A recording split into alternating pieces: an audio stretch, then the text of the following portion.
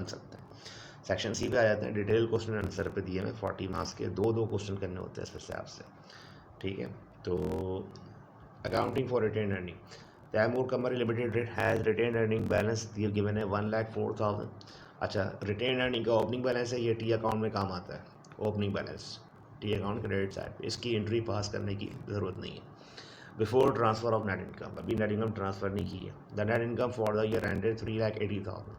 आज उन्होंने साफ साफ बता दिया नेट इनकम दी हुई है इतने रुपये, वरना कल को आपसे ये कहते हैं income summary having credit balance. अब आप खुद पहचानिए कि ये नेट इनकम है या नेट लॉस है। तो net income for the year ended 3,80,000। अगर इनकम समरी का क्रेडिट बैलेंस होगा तो वो नेट इनकम को शो कर रहा है, अगर इनकम समरी का डेबिट बैलेंस होगा तो वो लॉस को शो कर रहा है। The net income for the year ended 3,80,000. The following resolutions were passed in the annual general meeting.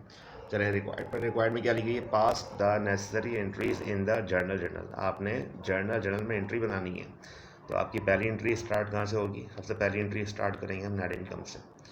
हमारी फर्स्ट नेट इनकम कितने रुपए दी हुई है? 3,80,000। देखिए पहली एंट्री होगी इनकम समरी, या इसका टाइटल चेंज कर लें, आप ये लिख लें expense and revenue summary account debit and retain earning credit 3,80,000 से, ठीक है।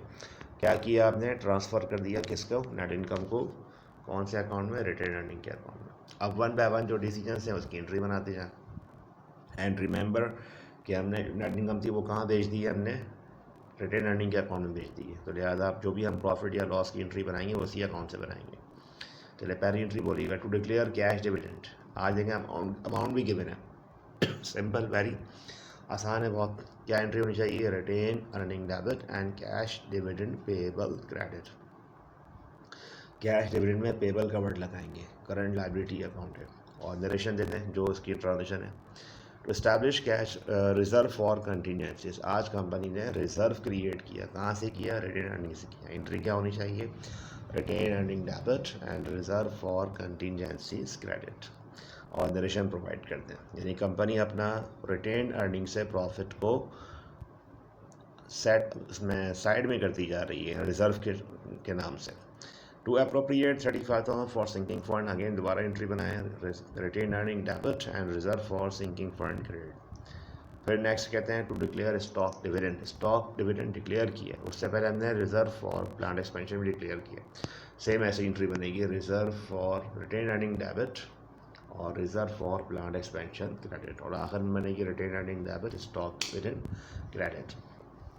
तो इस क्वेश्चन के हिसाब से आपसे सिर्फ खाली जर्नल एंट्री रिक्वायर्ड की गई है, लेकिन फिर भी जर्नल एंट्री के साथ टी अकाउंट की प्रैक्टिस भी कर लें और स्टेटमेंट की प्रैक्टिस भी कर लें तो ज़्यादा अच्छा है।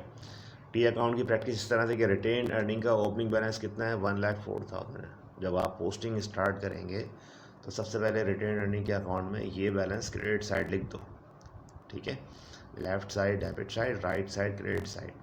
तो क्रेडिट साइड पे ये बैलेंस कॉपी कर दें 1,04,000। फिर उसके बाद अपनी पोस्टिंग स्टार्ट कर दें।